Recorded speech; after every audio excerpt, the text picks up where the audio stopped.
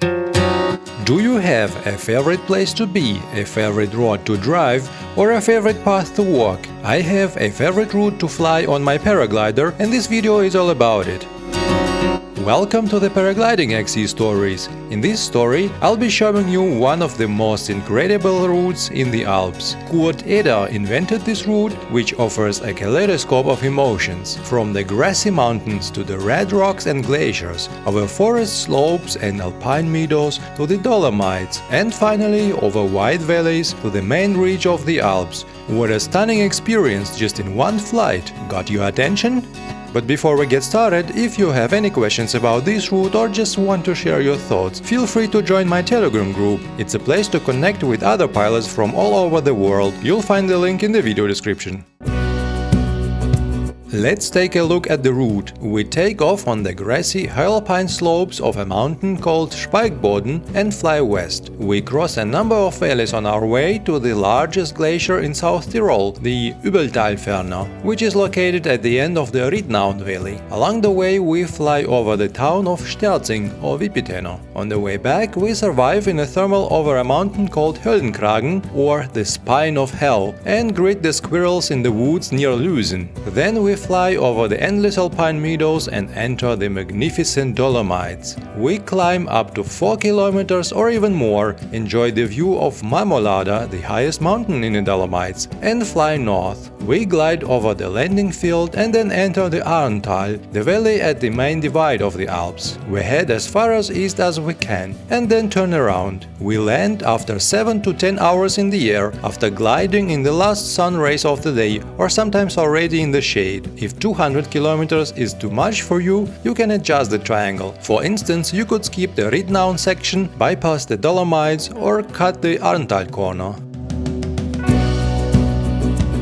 This is a high alpine flight, close to the main divide, the turbulent Dolomites and the main valleys of the Central Alps, so be sure to carefully check the weather forecast. I'd say the best conditions are probably those with a very light northwesterly wind. A light east, west or south wind is also fine. Avoid this region on days with moderate to strong north winds or föhn. If there's moderate south wind, you can fly the route, but be prepared for very strong valley winds. They'll make things tricky. If there's a thunderstorm risk, keep an eye on the clouds around you. A thunderstorm can pop up quickly, especially over the Stubai Alps or the Dolomites, but also pretty much anywhere along the route. You'll need a cloud base of at least 2600 meters near the takeoff, but it's better if it's 2800 meters or more. If the inversion layer is slightly below the takeoff in the morning, it could be a showstopper for the whole flight, so it probably makes sense to launch a bit later.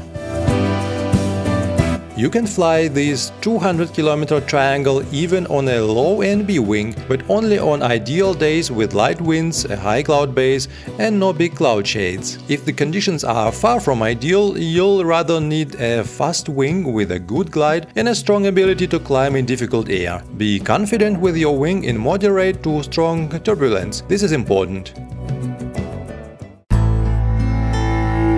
Alright, buckle up, we're taking off. The first thermals are typically found directly in front of the launch or slightly to the west or east.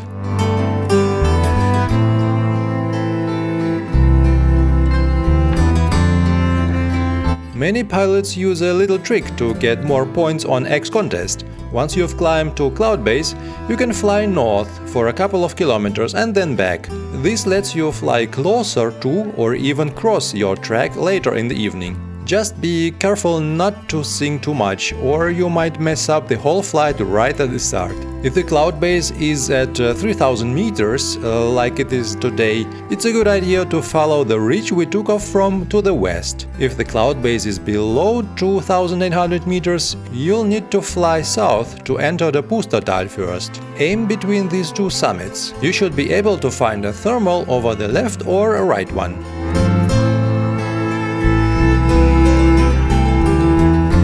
The key here is to get above the ridge. The higher you go, the better. Fly over the ridge to the west and try to stay as high as you can. As you see, it can be tricky at times, so it's important to stay focused. If you get too low here, you'll luckily have to land early or waste a lot of time trying to climb back over the ridge.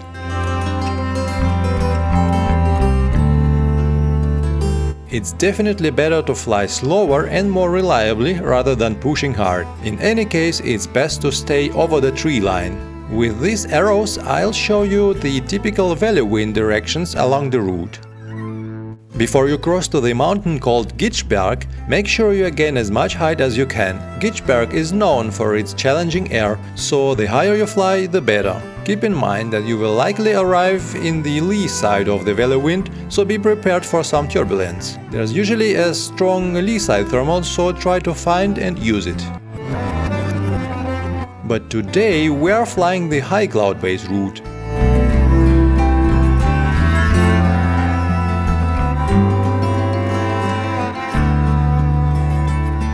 At this point, you could climb to cloud base and cross into the Pustertal. But just a bit of advice, keep an eye on the wind and your height. If you arrive below the ridge into the lee side, you could end up spending a lot of time climbing slowly in turbulent conditions. In the worst case, you might even need to get back to the other valley side, where there is a high chance you'll sink under the inversion and land. It might be a better idea to fly further west instead. If you get a good climb here, you can cross directly towards this mountain. Otherwise, you can proceed to the right.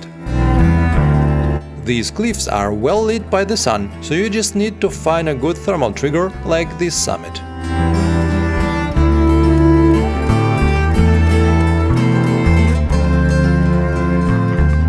Once you've made it to cloud base, you've got two choices: head straight for the main divide or fly southwest towards Gitschberg.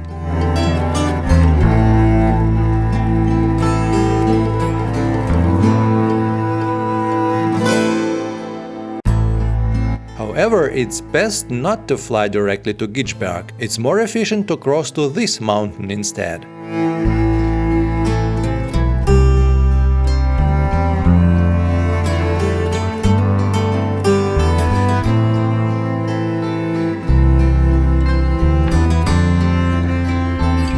As you can see, I'm using this strong thermal over Gaisjoch in a straight line, so I don't need to thermal. Now we are crossing the valley towards the mountain called Blattspitz, which has a pretty funny name. It means flat spike. It's no problem if you arrive low here. These slopes usually accumulate a lot of heat, so you can find thermals even over the forest. This is usually an air mass boundary, so the wind and overall conditions can be quite different further west. If you find a good thermal, it's worth climbing to the cloud base. This will make your next step easier. Next step is the mountain called Höllenkragen, or the spine of hell. Anyway, I'm not sure if the people who named it tried to paraglide over it, but the name is pretty accurate. There's often a lot of wind in this area and the thermals are strong and turbulent. An 8 meter per second turbulent climb is not uncommon here, so stay focused. It doesn't mean though this area is always a hell. As you can see, the air is pretty calm here today, with no clouds over the summit. After a bit of searching, I managed to find a climb. The idea here is to climb as high as you can. Our next challenge is a big 10-kilometer crossing. If you'd prefer, you can set your western turn point here and turn around. If you decide to cross, aim for over 3000 meters, especially on days with westerly winds or if you are on an A&B glider. If the cloud base is lower, you can also use this mountain as an intermediate step to gain some height. Alright, let's do the big crossing. There's a town called Sterzing or Vipiteno down there. Just a reminder that there's airspace reserved for helicopters below 3800 feet MSL, so please don't fly low. There's also an airfield where sailplanes and small aircraft can land. No airspace around this airfield though, but keep your eyes open because there might be air traffic in this area. I usually prefer to fly this crossing over the middle of the valley. The air is often quite lifty here and we need to get to the southern slopes anyway. It's not a good idea to search for thermals at these slopes, especially low. You probably won't find anything. Get straight to the southern slopes. You'll often catch a thermal at this corner, but if you don't, just fly further into the valley, right into this area. You will surely find lift there. It might be a bit turbulent though. This is the Riednaun Ridge, also known as the Riednaun Autobahn. You can actually fly the whole ridge without doing a single circle, going straight to the valley end and back. I can't get a good line here, so the first thing I need to do is climb over the ridge. Once I'm over the ridge, just wait and see what happens next.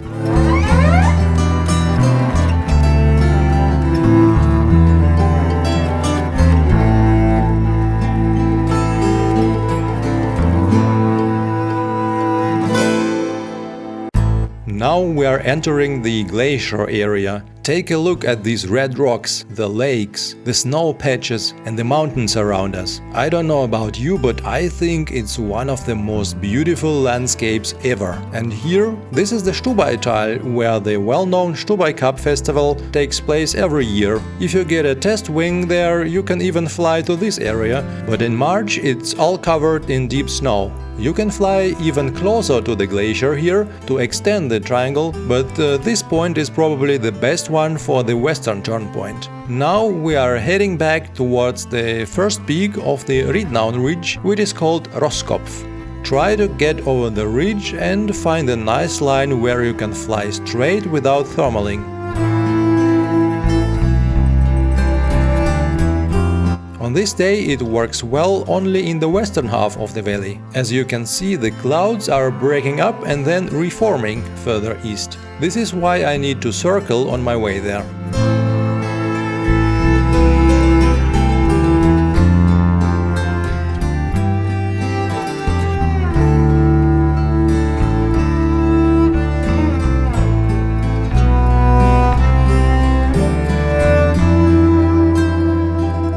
Now that we are at a good altitude, we are going to use the clouds to help us stay up high. If you can climb up to at least 3000 meters before attempting the Stelzing crossing again, that would be ideal. The higher you go, the better. It's really worth climbing up to the cloud base.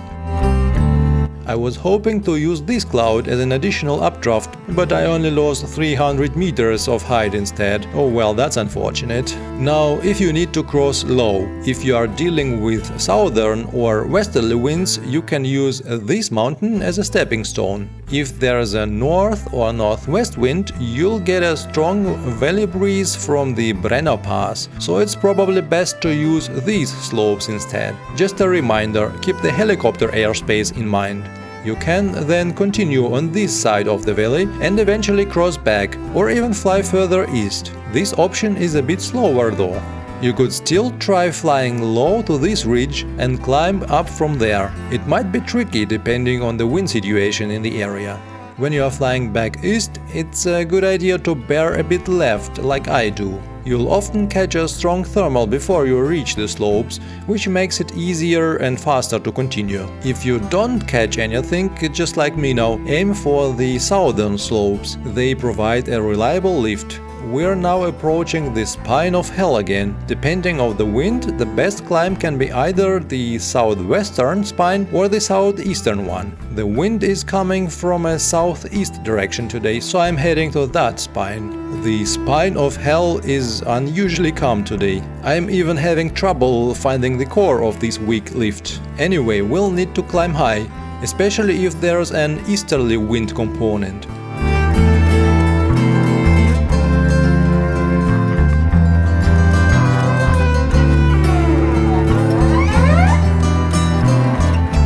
Just a word of caution, this area can create a strong venturi, so these slopes will be on the lee side. If you fly low, you'll probably end up landing back there.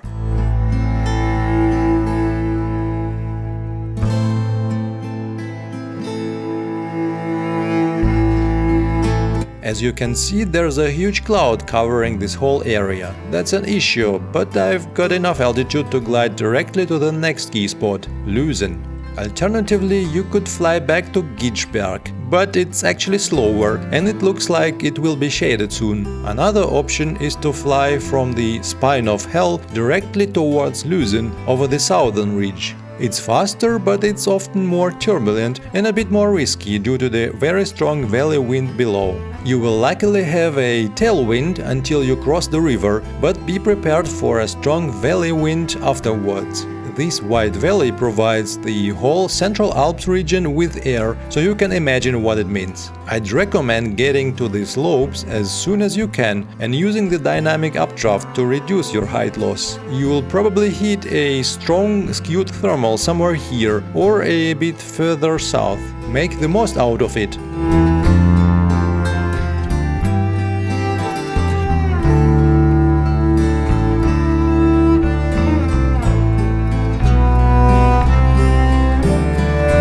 I leave early, but you can climb up to 3000 meters and more, which will make your life easier. The place is called Lüsen, and most of the pilots flying big triangles here really don't like it. It's typically windy, challenging and slow. There have been so many bomb outs here. The plan is to stay closer to the southern slopes and catch thermals from there. You will want to avoid flying too far to the left, since the plateau is pretty flat and there's a lot of wind compression, so you might find yourself in a tight spot if you don't watch out.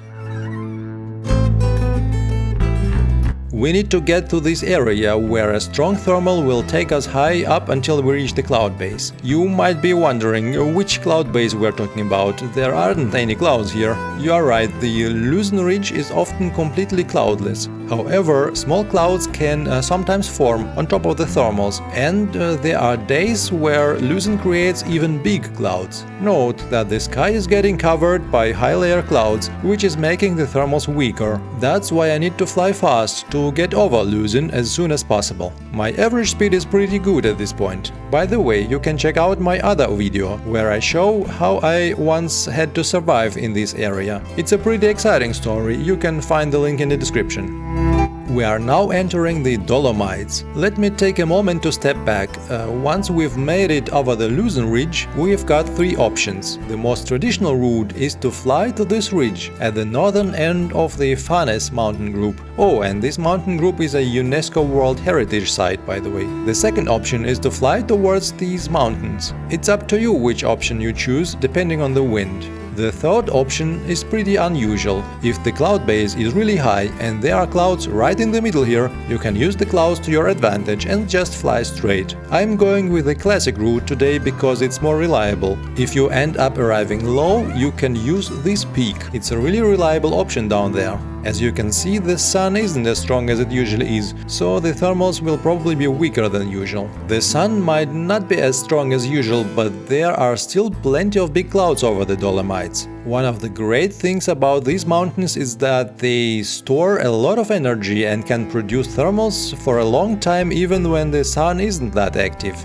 Usually you climb up to over 3,500 meters here, but today the thermals are already weak, so I head directly to these impressive cliffs.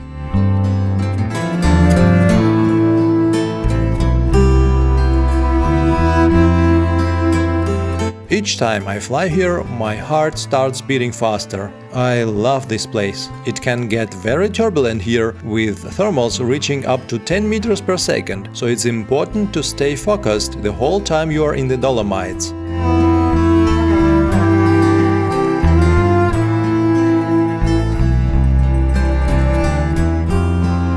Now, here is a point from which you can get back quite reliably. If you want to fly a 200-kilometer triangle, you'll need to fly further south though. An important note is the cloud base can be at least 1000 meters lower in the south, so plan your route accordingly. If you think 180 kilometers is enough, you can turn around here. Otherwise, you've got a couple of options. You can either fly along these cliffs or cross to this peak. If you fly to this peak, you'll have a better chance of reaching 200 kilometers later, but this crossing is a bit more risky. I decide today to fly to this peak, but turn around a bit earlier to leave some extra time for the last turn point.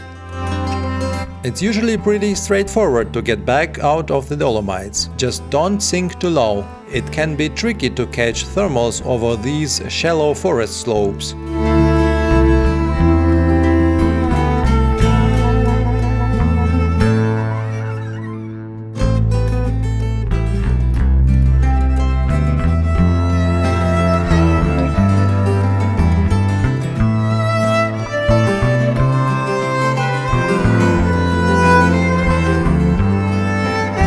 Just be careful not to get caught in cloud suck. I'd recommend following Kelly Farina's 45-degree rule. You can find out more in my video here, find the link in the description. This mountain is called Kronplatz, and it's also a pretty popular flying site. Before you do anything else, try to reach the cloud base over these cliffs. If you do this, you can skip Kronplatz altogether. If you don't find anything, you can just keep going to Kronplatz. Eventually, you'll encounter strong valley winds, so it's crucial to reach the western or northwest slopes. This is what it could look like.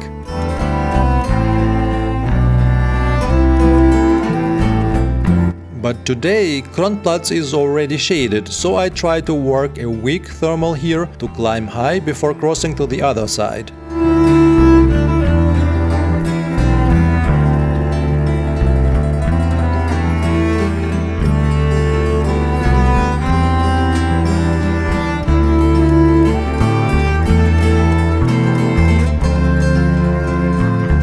As you can see, there isn't much sun here, but the valley breeze makes its way up these slopes and still triggers thermals, so we just need to wait for them. The climb is pretty weak at first, but it gets stronger the higher we go.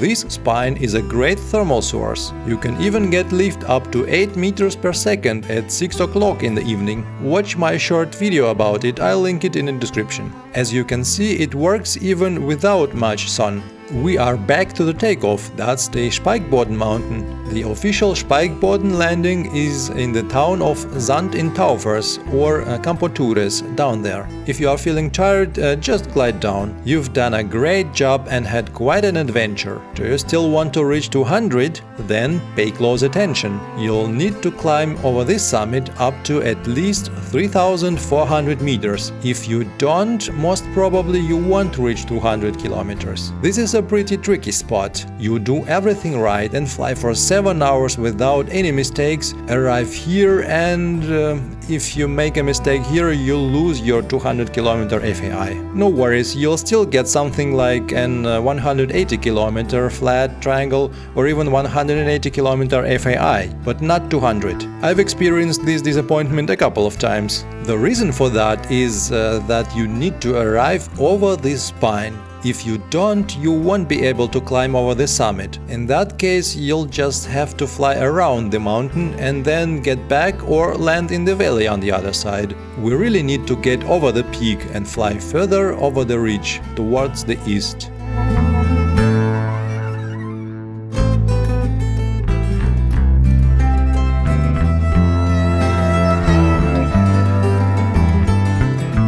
Make the most of every climb you find. They might not be strong, but they are there. Even at 7 o'clock in the evening and later, you'll still find some lift. The rocks are still warm and they produce thermals. By the way, if you look to the left, you'll see the main divide of the Alps. What a great way to end a long and adventurous flight!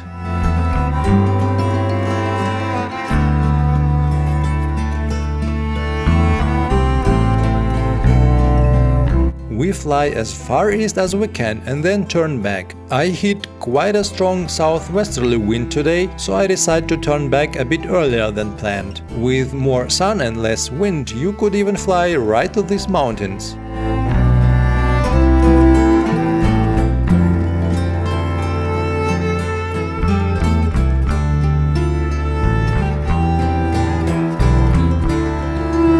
Now I realize that with this headwind I won't be able to reach the official landing site. I try to use the slope updraft and glide as far back as possible. If there is no strong regional wind and the valley gets into shade, the air in the middle of the valley can start to rise, which you can use to extend your flight even longer. Sometimes you can also get into the katabatic winds and fly at 60 km per hour down the valley, which can also help you get back.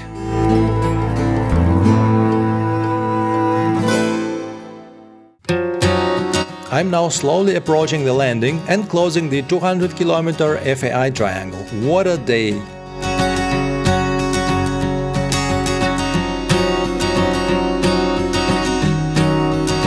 I hope this little XC guide motivates you to visit the beautiful South Tyrol region and to fly this magnificent, mind-blowing route. I'd be happy if this guide can be a bit helpful to you. Thank you for watching, fly safe, and see you in the next story!